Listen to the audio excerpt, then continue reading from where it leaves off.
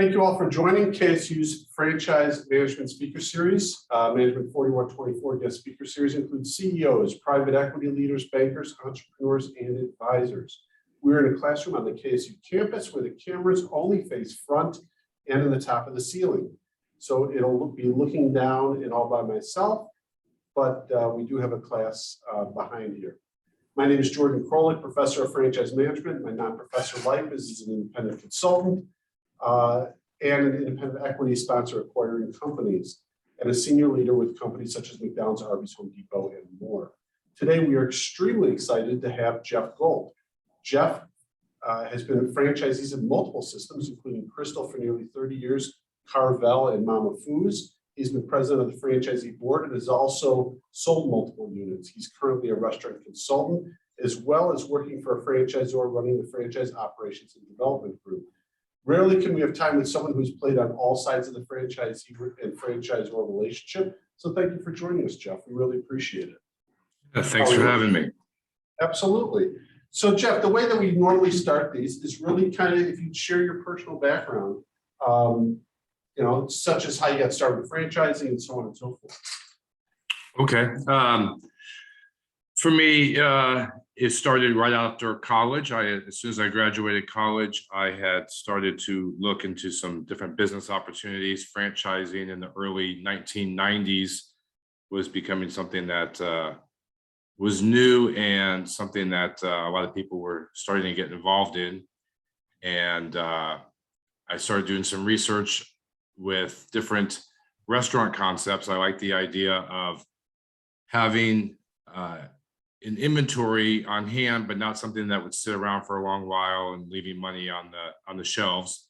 And that led me to restaurants where you're pretty much turning over that inventory on a weekly basis. And Krystal had just started getting into the franchise world, and it was something that I enjoyed and liked, and so applied for that process, and they had the market that I was living in available and was able to make that happen. And so when you looked at Krystal, what were some of your other choices? I was looking at staying in the fast food world. I was looking at Checkers. I was looking at Rallies, small southern concepts that sort of catered to the blue collar world. That was the direction I was thinking that might be most advantageous for us. And so you decide, hey, I'm going to get started in Krystal. What happened after that? I know it's some time to think back about, and I can't remember usually what I had for breakfast, but share with me kind of what you were thinking or what the process was when you decided, hey, you know what, this sounds a little bit interesting. Well, I went into their corporate office, had interviews with all the different vice presidents of all the different divisions. I had to basically approve them as something that I wanted to get involved with, and they had to approve me in all the different departments to see if we were a good fit. And once that happened and we got the green light, it was then a process of going out and finding our own property and finding something that would be approvable by them, and then do the construction phase. And for me, different people have different ways of trying to do it. My interest was purchasing the land and having that as an asset that I could use later on. Some people like to go in and just do lease agreements and so forth. That way they have less cash up front and get in a little bit easier. I wanted to go the other way where I had the asset. And where did you put your first store? So yeah, we're here in the Atlanta market. So my first store was in Austell. For those that are in the classroom, they may be familiar, near Six Flags is where we went in, and we opened up our first store in 1994. And 2 years later, I originally had signed a single store unit agreement with the ability to open up more stores.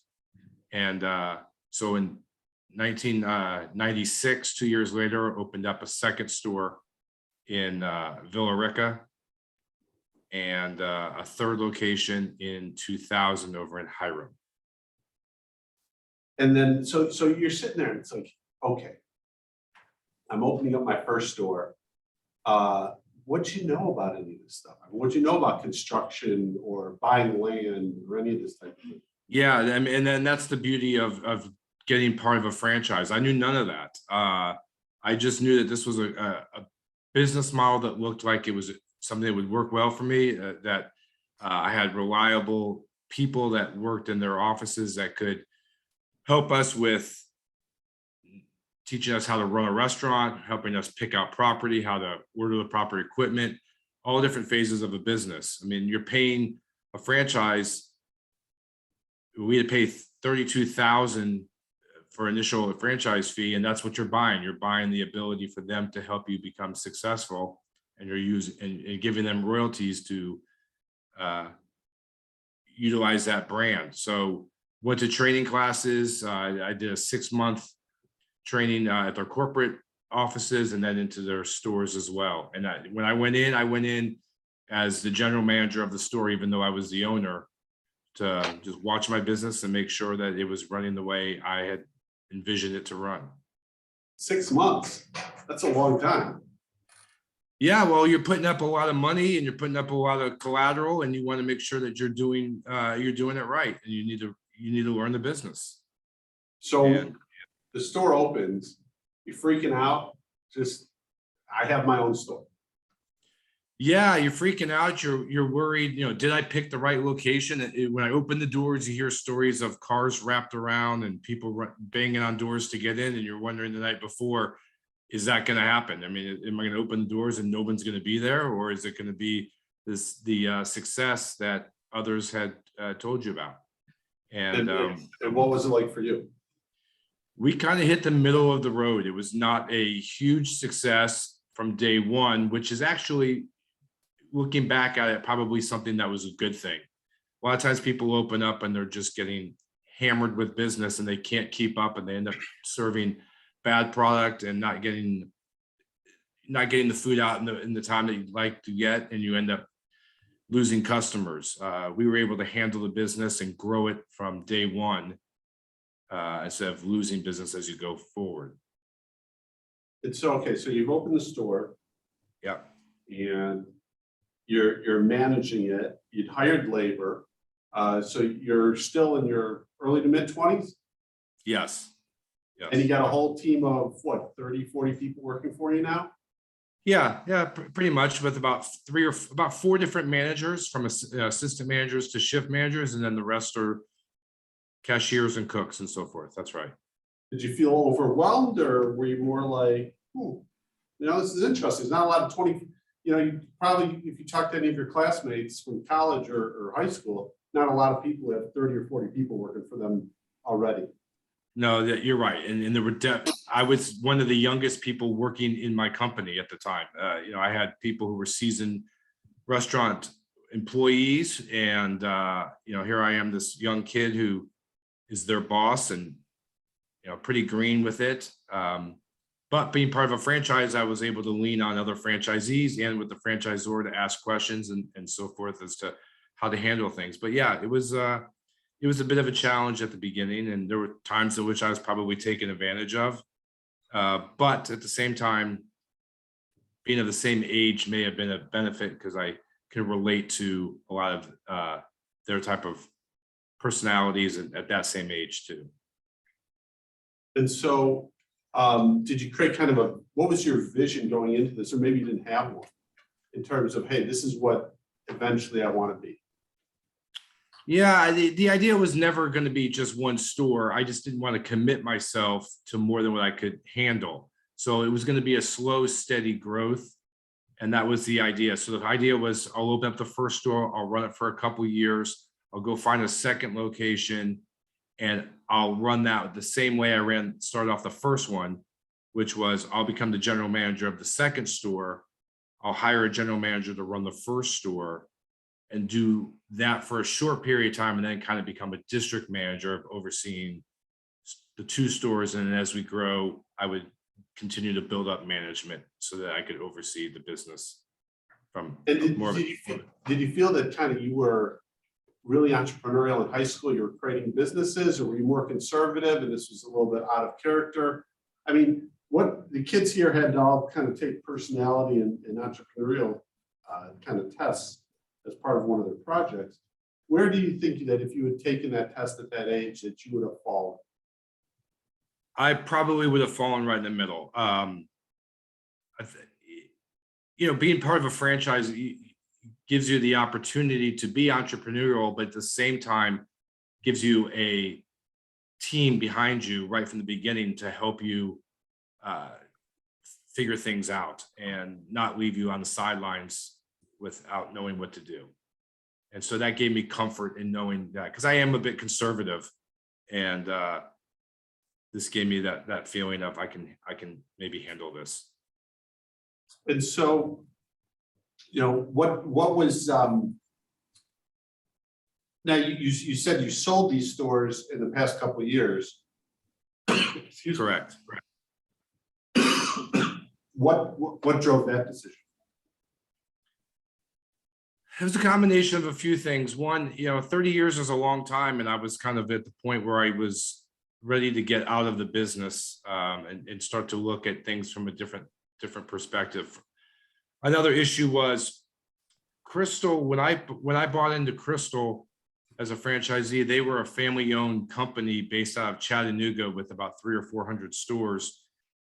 They're no longer that private held family company. They had sold off a couple different times to different private equity firms. And as a franchisee, it's a little bit more difficult dealing with private equity firms because their view of how the system works is different than how just a regular family style concept would want to run the business. And I found that it was something that I did not really enjoy and didn't like the direction that the company was going. And I had opportunities to get out, and I took advantage of those. And so during that time, COVID hit. How was that in your business?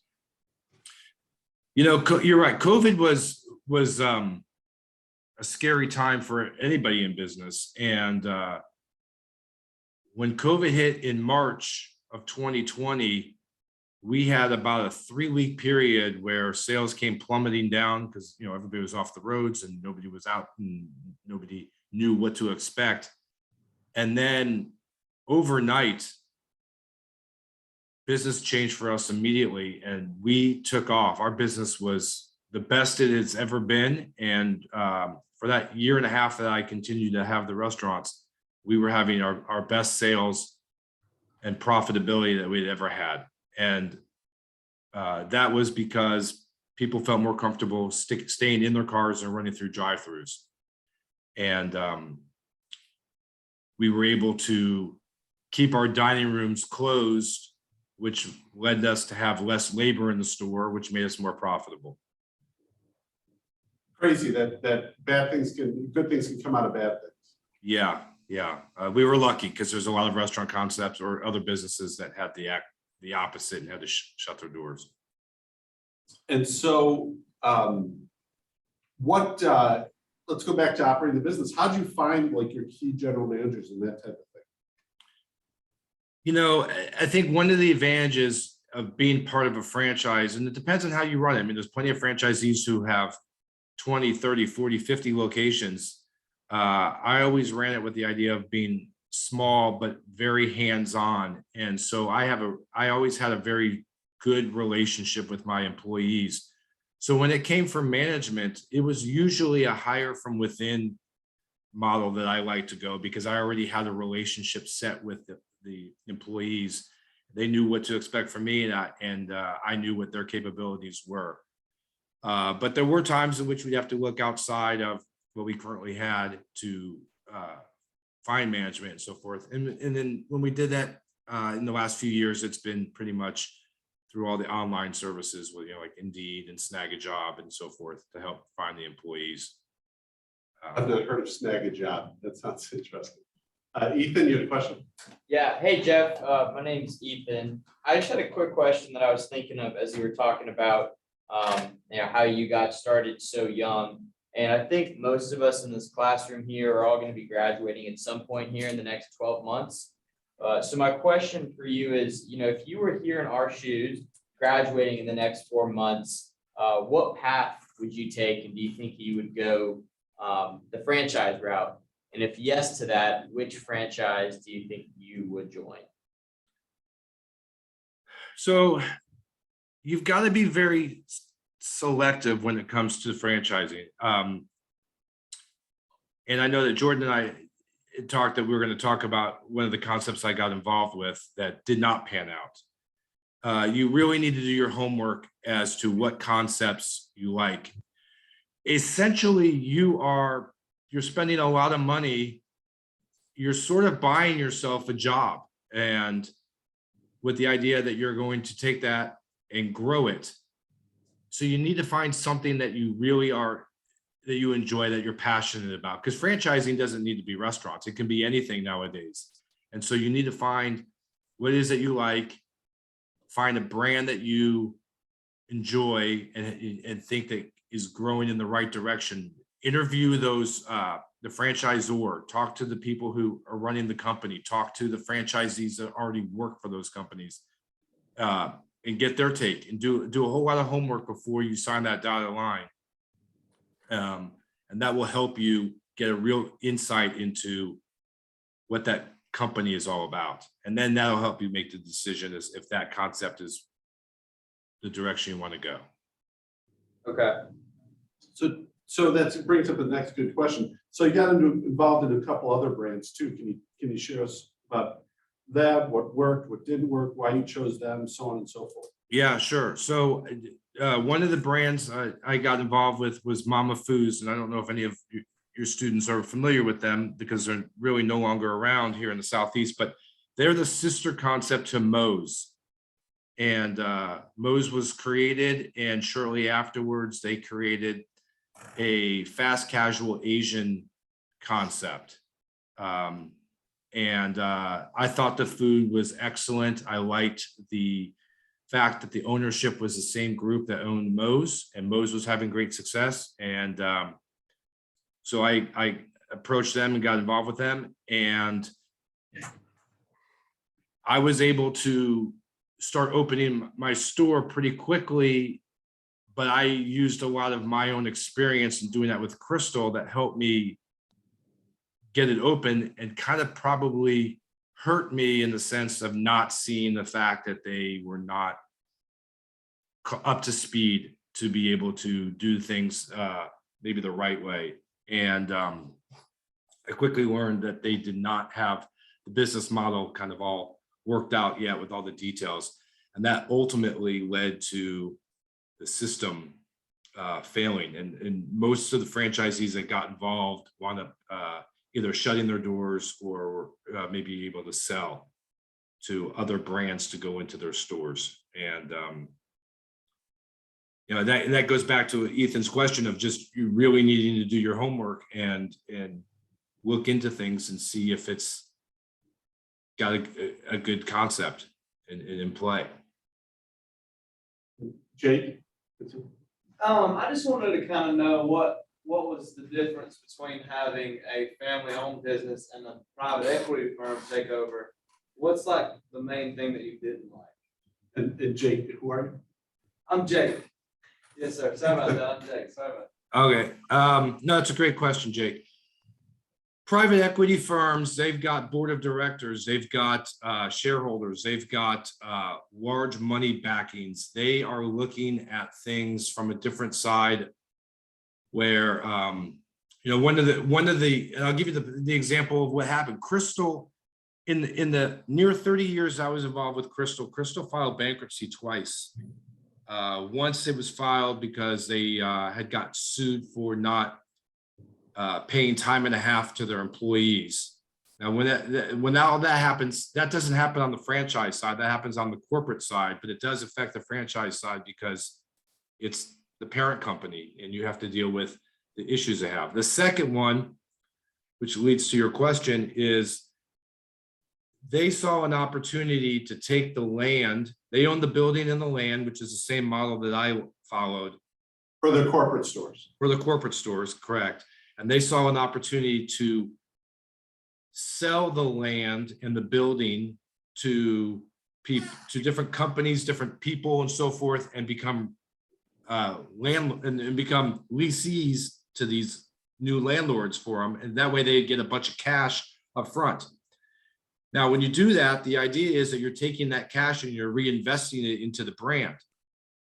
Maybe growing up more stores, maybe doing remodels, doing multiple things. What the private equity firm did is they took that cash and put it in their pocket and used it to pay off their debt and then use it to do whatever it is that they wanted to. And the problem with that was that may work because you're setting a standard of a rent structure that works with what you can handle. But Krystal started having a problem. They started having soft sales. And when they had the soft sales, that only led to them having higher rent percentages that they no longer could sustain. And so they started defaulting on those payments to the landlords that they had just created a relationship with.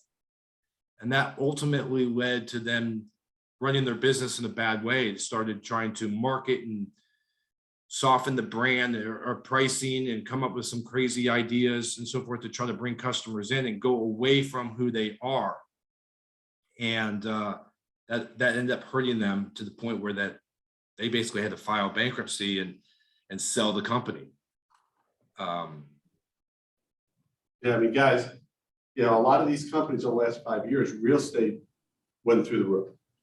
So I have this company and it has a lot of corporate stores. It's sitting on this real estate. So you say, hey, you know what? Equity fund comes in, we'll say Avery comes in and he buys the company. And he buys the company, let's say for $100 million. But then underlying it, ironically, because then real estate shoots up, the real estate's worth $100 million. So what he'll do is he'll sell to Ethan $100 million worth of real estate. Ethan leases it back to Avery at a certain rate. And Avery's got all his money back. And now he's got this business. But the problem is Avery's agreed to a certain lease rate. And if sales kind of go south a little bit, well, Avery can't meet the lease payments.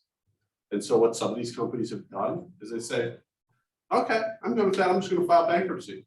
Can't meet the lease payments. Oh, well, he's already gotten his money back. In fact, if he sold the land for $150 million, he got his money back plus $50 million.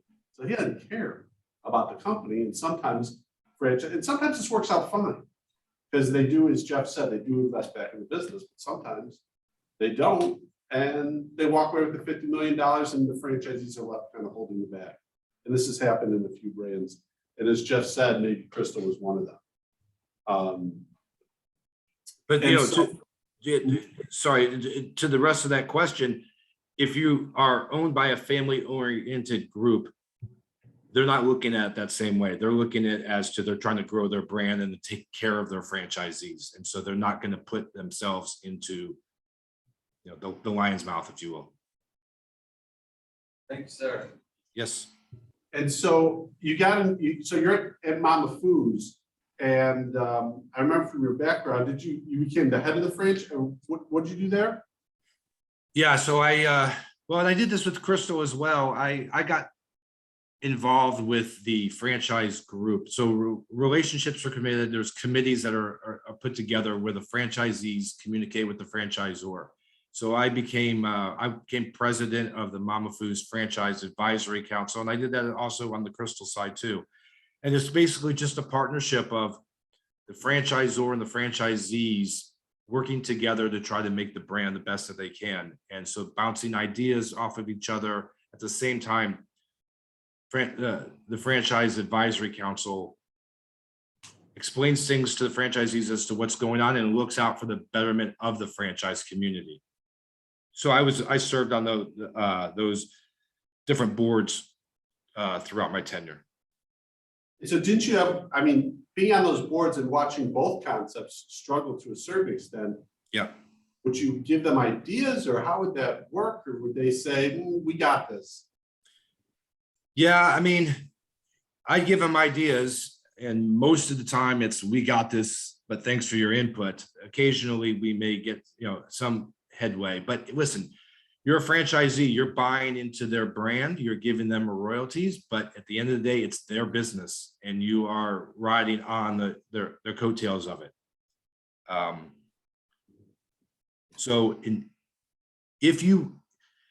My sense is this, if you get yourself involved in a brand that's doing well, it's been around for a while, if you can mimic what it is that they do, you have a much better chance of making your business be successful. But you have to keep an eye on the same time out for what it is that they're not doing well, because they run it differently than a franchisee would. And so now 30 years later, kind of, would you get back into franchising? If you were, let's say, 30 years ago? Yeah, if I'm one of the students in your room and I'm looking to getting into a business, you have a much better success rate of being part of a franchise. So I would say yes to that, but you need to be cautionary. Right now, franchisors are taking advantage of franchisees. They're raising the rates on royalties. They're maybe going a little higher on the advertising costs, maybe even on the buy-in on it. So, because they're looking at making money, off of their franchisees. There's concepts out there who force you to buy certain products, and they're making profit off of the products that you're forced to buy from them that you're selling to the customers. But at the same time, if you're driving down the street and you're in the mood for a hamburger and you see McDonald's on your left and you see a burger joint named Ethan's on your right, which one are you going to go to? I'm going to Ethan's. Yeah, I don't blame you, but everybody else in that room is going to McDonald's. I hate to blame, show you under, but Ethan's got a good reputation now. okay. What? I got another question for you, Jeff. Yeah. So, and I know you said to, do your research and do your homework. But with what you just said, if you were a college student jumping into franchising today, jumping into it today with the knowledge that you have, in your opinion, what would be the top maybe 2 or 3 franchises that you would want to become a franchisee for? So my world is restaurants. So I'm going to only be able to answer that question on a restaurant world. Is that fair?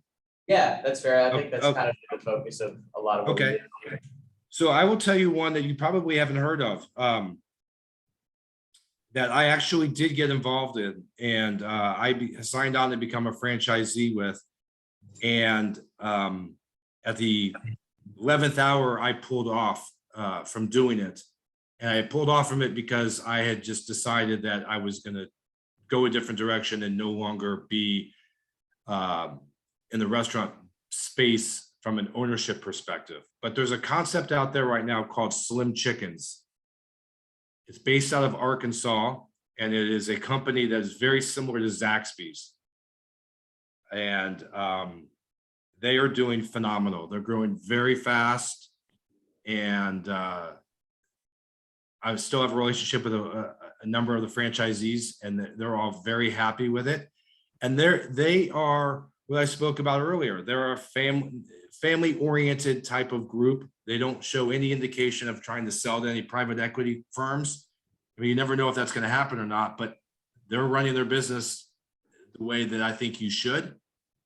And it's paying off. So that's a brand that I would look into because it's new, it's exciting, and there's definitely opportunity to get into markets because they're not in all markets. If you wanted to get into, let's say, a Chick-fil-A or a McDonald's, it would be very difficult to get in because where are you going to go that they aren't already there? The only way you can really get in at this point is to buy out an existing franchisee, and that's going to be pretty expensive to do that. Do you think, and I'm sorry for other questions, I'm just a curious No, person. fire away. So do you think with the popular, because I know Jordan's talked about some chickens, but I've never seen one. I know Zaxby's are kind of like McDonald's down here. They're all over the place.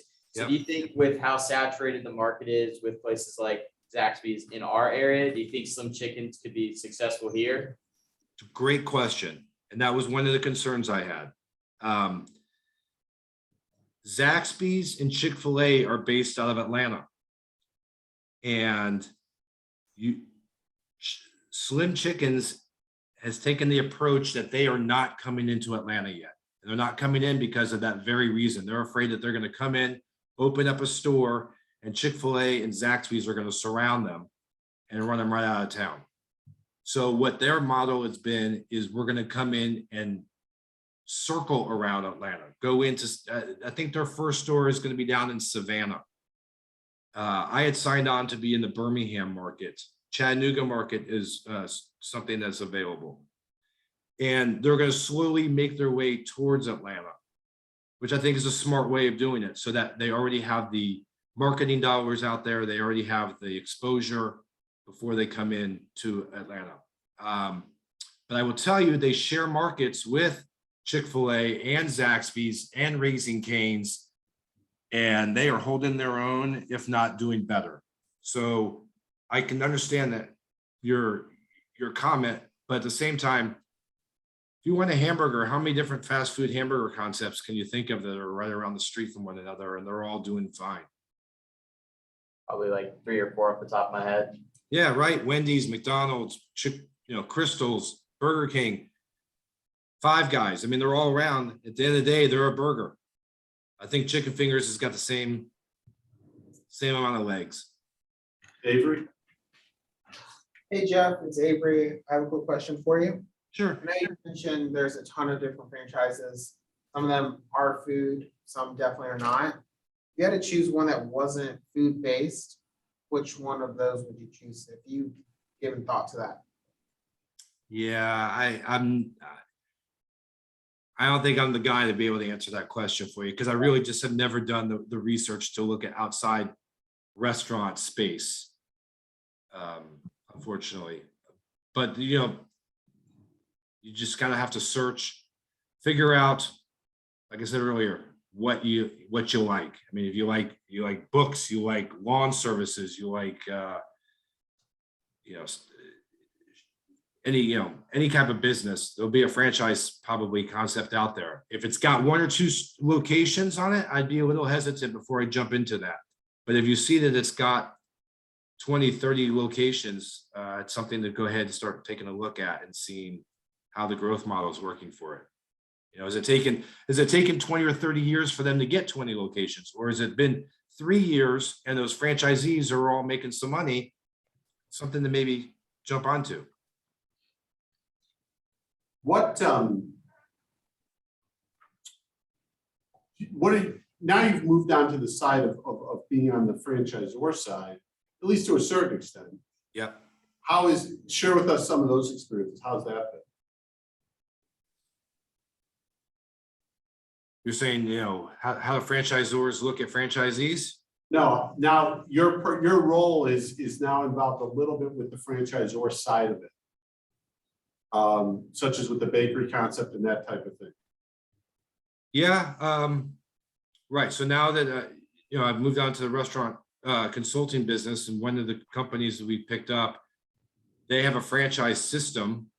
Their franchise system is not running very well, and so I have taken over their franchise department, and it's a challenge. It's a challenge because I have to represent the franchisor and what it is that they're trying to accomplish, but at the same time, trying to get the franchisees to get on board and go with the things that make the business work and make it successful. And franchisees, they have their own views on things sometimes. And if the franchisor isn't giving them proper direction, they're going to get frustrated and upset and ask questions as to why am I paying royalties and so forth for this. And you really have to show them, the franchisor needs to show the franchisees, hey, this is the business model, this is how it works, follow what we are doing, and if you do that, you have a much better chance of success. And that's the challenge that I've got right now with trying to get the franchisees to do what I want. And is it interesting being in the other, basically being the other role when you're exactly on the opposite side? Yeah, it is. I understand the franchisees' concerns and issues, but you've got to drive home the message of what the franchisor is trying to sell and what they're trying to do. And people have their own visions, they have their own ideas as to how they want to run their business, and they can, it's their business, but if they want to be successful, they really need to follow the template that's already been set. And you've got to tell them this is how it's got to be. And for example, it's a small detail, but to me, it's an important detail. I've got one franchisee who doesn't want his employees to wear the proper uniform, feels it's better if they just wear whatever they want, sweatpants and a t-shirt. Well, when you walk into a restaurant as a customer and I see some guy with an Adidas t-shirt on, how do I know that's the employee that I need to ask questions to? And do I respect that person because they don't look like they're part of the business and part of the company? Franchisees saying, I want my employees to be comfortable and be happy. But you got to represent the brand. And so I'm telling them, you're going to have to put on that, you're going to have to change your uniform policy. And do you think you felt that way when you were a franchisee? At the beginning, I did, and I followed what they did. And as I got going and understood my business, I was able to put up an argument, and I did. And, for example, what I did is, and this goes back to the whole family kind of thing and making it a more enjoyable space and the way that you can work with your franchisor. I did on Fridays and Saturdays during football season, I let all my employees wear their favorite high school, college, or NFL shirts to work, represent their favorite team. It sounds like it's not a big deal, it's something small, but you know what? Everybody enjoyed it, and they got them to wear something different, and it led a relationship with the customers to talk about football and their team, and it created a nice little relationship. And it was a small detail, but everybody looked forward to it. And I did it on Fridays and Saturdays because those are our two busiest days. And that was days that employees would come to work because they got to wear their KSU t-shirt. No, that makes a lot of sense. And did the franchisor give you grief or not too bad? No, once I explained to them the purpose of it, they actually liked it and were okay with it. And actually, not to pat myself on the back, but I'm not part of Krystal any longer, but I did hear the other day that they are going to be doing something to that effect for next football season, system-wide. That's great. Well, hey, you've really been generous with your time. I'm going to see if the class has any other questions. Chris? Hey Jeff, my name's Chris. Going back to when you were starting out with your franchises, what did you look for in possible store managers? That's a position that has a lot of trust from you, especially with all of your own money into it. So what kind of characteristics did you look for in those people? Yeah. Yeah, you're kind of going a little bit blind starting from the beginning, that's for sure. I went after experience. I made sure that these were people who had fast food experience, had some management level in there, and had the personalities of what it is that I wanted. I wanted people who were energetic, excited, were not introverted, and worked well with others. And so, like I said, you got to hire kind of blindly from the beginning, but if you yourself are very involved in your business, you'll know very quickly whether or not that person is what you want after you've hired them. And in the state of Georgia, you've got 30 days once you hire somebody to keep them on board and without any cause to get rid of them. So work closely with your people, build them up, see if they're responsive to the things that you want. And if they are, great. If they're not, cut them loose and find somebody else that you can do. Because you could take any, in fast food, I mean, if you look around, if you go to a fast food restaurant, you're going to see a lot of young people who work there. And it's people that you can really mold. And that's what you're going to want to do. They got some spots on. What was it like, when you had to fire your first person?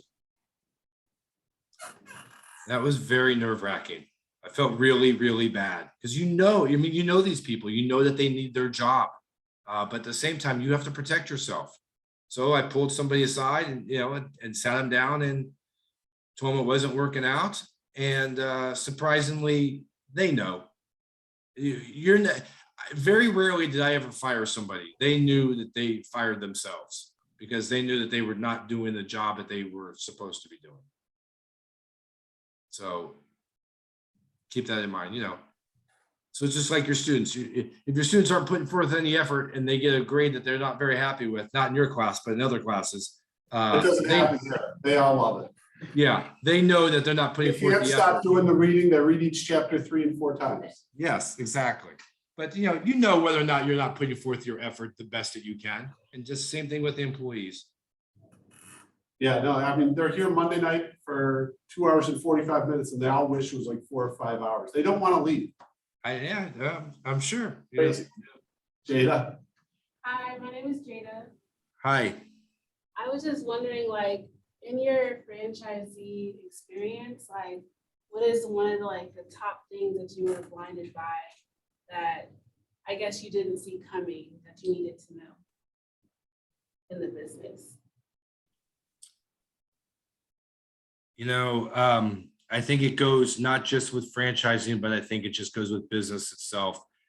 And that is trust. You're signing on to become a franchisee with a brand. You're also hiring employees. You're also dealing with customers, and you've got to trust everybody. At the same time, you've got to be very careful about the decisions and the directions of what you're trying to accomplish.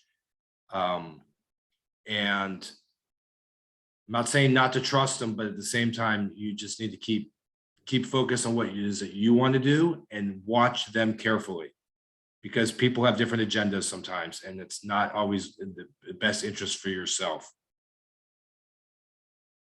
Great question. Thank you.